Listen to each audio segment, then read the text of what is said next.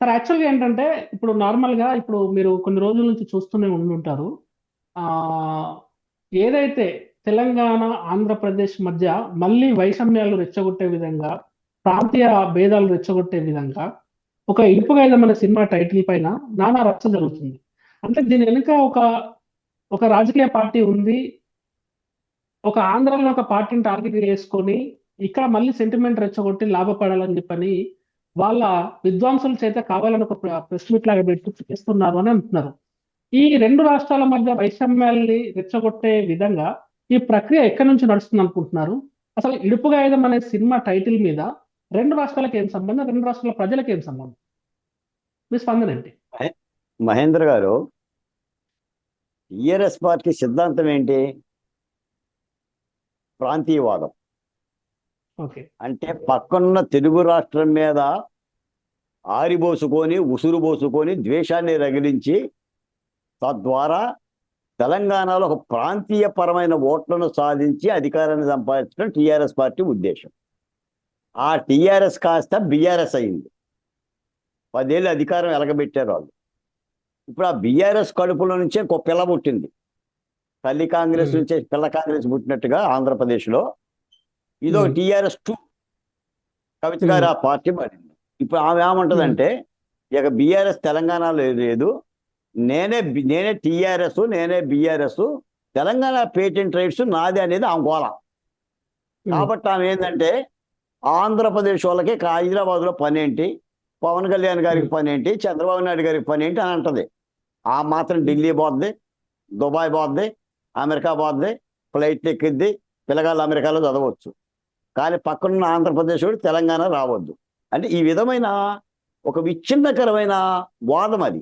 కాబట్టి పవన్ కళ్యాణ్ గారు ఆ మాట చెప్పారు. ప్రాంతీయవాదం కూడా దేశానికి టెర్రరిజం లాంటిది, ఉగ్రవాదం లాంటిది, దాన్ని కూడా అంతమొందించాలి అని అన్నారు.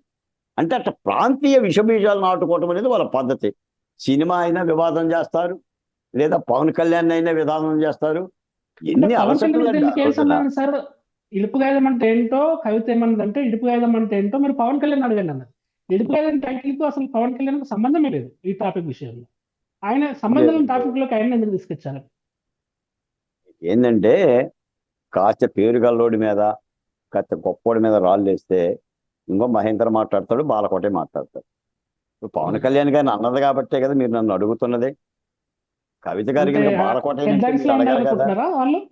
ఆ, అంతే కదా, మరి ఆమె ప్రాచుర్యం కావాలి, ఆమె ఉమ్, తెలంగాణ పేటెంట్ రైట్స్ కావాలి, ఆమె ఉమ్, రాజకీయం అది. ఆమె కూడా 10 ఏళ్ళు అధికారంలో ఉన్నామే. ఇప్పుడు సీసాల ఉమ్, గంపలో పెట్టుకొని ఢిల్లీ వెళ్ళిపోయి అరెస్ట్ అయిన వ్యక్తే. ఆమె ఉమ్, జైలు పక్షే. అంటే ఉమ్, మాట్లాడుతుందని కూడా ఒక శుద్ధి ఉండాలండి. రెచ్చగొట్టే మాటలు మాట్లాడితే ఎవరు మాట్లాడలేరండి, చెప్పండి. ఉమ్, సార్ నీకు తెలుసో లేదో, నాడు జయప్రకాష్ నారాయణ కొట్టారు. ఆ, తెలుగుదేశం పార్టీ ఓ పెద్ద ఆయన్ని నాయకున్నప్పుడు కొట్టారు. ఢిల్లీ వెళ్ళి ఆంధ్ర రత్న భవన్లో మా ఎస్సీ సామాజిక వర్గానికి సంబంధించిన ఒక అధికారి మీద హరీష్ రావు కాలెత్తి దన్నాడు. ఉమ్. ఆ రోజు వాళ్ళకి చెల్లుబాటు అయ్యింది. ఆ రోజు కేంద్ర ప్రభుత్వం కూడా మిన్నకుంది, వాళ్ళ ఆటలు సాగింది. అప్పుడు ఇప్పుడేం ఆటలు పరిస్థితులు వేరేలా సాగవండి ఉండేలేండి. తెలంగాణ. ఇప్పుడు తెలంగాణ ఉమ్, ప్రజలు కూడా చాలా చైతన్యవంతంగా ఉన్నారు. ఉమ్, తెలంగాణలో కూడా తెలుగుదేశం పార్టీ ఉంది, జనసేన పార్టీ ఉంది. ఇలాంటి రేవంత్ రెడ్డి, అసలు ముఖ్యంగా రేవంత్ రెడ్డి గారే ఉన్నారు. కవిత గారైనా పవిత గారైనా ఎవరినైనా సరే ఆటలేం సాగు. మీకు ఒక మాటే గమనిస్తున్నానండి, తెలంగాణకి గాంధీ తాతగా పిలుచున్న కేసీఆర్ లాంటి వాడినే కాలు జారేలా చేశాడు ఆసుపత్రిలో రేవంత్ రెడ్డి. నిజానికి ఏంటంటే ఉమ్. రేవంత్ రెడ్డి గారు కేసీఆర్తో పోల్చుకుంటే రాజకీయాల్లో చాలా పిన్న వయస్కుడే, కానీ ప్రజలు ఆదరించలా. అంటే ఈ వివాదమైన మాటలు మాట్లాడటం వలన రాజకీయ లబ్ధి చేకూడదు. ఇప్పుడుదా మనం మాట్లాడింది కూడా జగన్మోహన్ రెడ్డి గారి గురించి అదే. వీళ్ళు అమరావతి పోయి ఏం చేస్తారు, అసలు రాజధాని గురించి వీళ్ళకి స్పష్టత ఉందా లేదా, అలజడలు ఏంటి, రప్పా ఏంటి, గుడ్డలెప్పడం ఏంటి, కత్తులేంటి, కోలాటం ఏంటి, పుట్టినరోజు వేడుకల్లో కూడా నెత్తురు తిలకాలేంటి, చెప్పండి సార్. ఒక నాయకుడు పుట్టినరోజుకి పొట్టేళ్ళందరికీ రక్త తిలకాలు దిద్దితే అరే ఎదవల్లారా ఏంటి రా పని అని అనాలి. కానీ అలా అంటలేదు ఆయన, ఆస్వాదిస్తున్నాడు, ఆహ్వానిస్తున్నాడు. ఉమ్, అంటే ఈ ఉమ్. విధమైన వైఖరిని ప్రజలు ఎప్పుడు కూడా క్షమించరండి.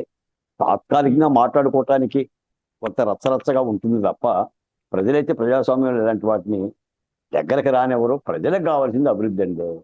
ప్రజలకు ఉమ్, కావాల్సింది బతుకు తెరువు, ప్రజలకు కావాల్సింది ఉపాధి అవకాశాలు, ప్రజలకు కావాల్సింది ఉద్యోగ అవకాశాలు, ముఖ్యంగా మా దళిత బహుజన కులాలు, క్రింది కులాలు, అసంఖ్యాకమైన కులాలు విషయంతో కూడా బతుకు తెరువు చూస్తారు తప్ప ఎవడో రెచ్చగొట్టి రెచ్చిపోవటమో, వాడేదో కత్తులు పట్టుకోమంటే, కర్రలు పట్టుకోమంటే.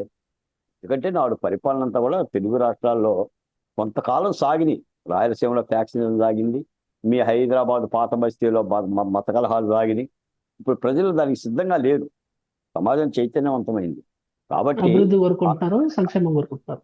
ఉమ్, ఆ కలహాల కోసం చేస్తున్న కుట్రలుగానే భావించాలి. ఏదైనా ఒక రాజకీయ పార్టీ 10 కాలాల పాటు మనగలగాలి, 10 కాలాల పాటు ప్రజలకు సేవ చేయాలంటే ప్రజలను నాడి పట్టుకొని తను చేస్తున్న తప్పులు ఏమైనా ఉంటే సమీక్షించుకొని వాటిని సరిదిద్దుకొని విధానాలను మార్చుకొని ముందుకెళ్లాలండి. 40 సంవత్సరాలుగా తెలుగుదేశం పార్టీ తెలుగు నేల రాజకీయ చిత్రపటంలో ఎప్పటికీ కూడా అది మనగలిగిందంటే ఆయా కాలానుగుణంగా చంద్రబాబు నాయుడు గారు చాలా విధానాలను పుణికిపుచ్చుకొని పద్ధతిగా, బాధ్యతగా, చట్టపరమైన పరిపాలన అందించగలుగుతున్నాడు. కాబట్టి ఒకసారి ఓడిపోయినా రెండోసారి మళ్ళీ ప్రజలకు దగ్గరయ్యి ఆయన విజయ పతాకాన్ని ఎప్పుడు కూడా చేపడుతున్న తీరు మనం చూస్తున్నాం. అలాంటి రాజకీయాలనే స్వాగతిస్తారు తప్ప రెచ్చగొట్టే విధానాలు, ప్రాంతీయ కలహాలు పెట్టే విధానాలను అయితే ప్రజలు దగ్గరకు రానివ్వరు.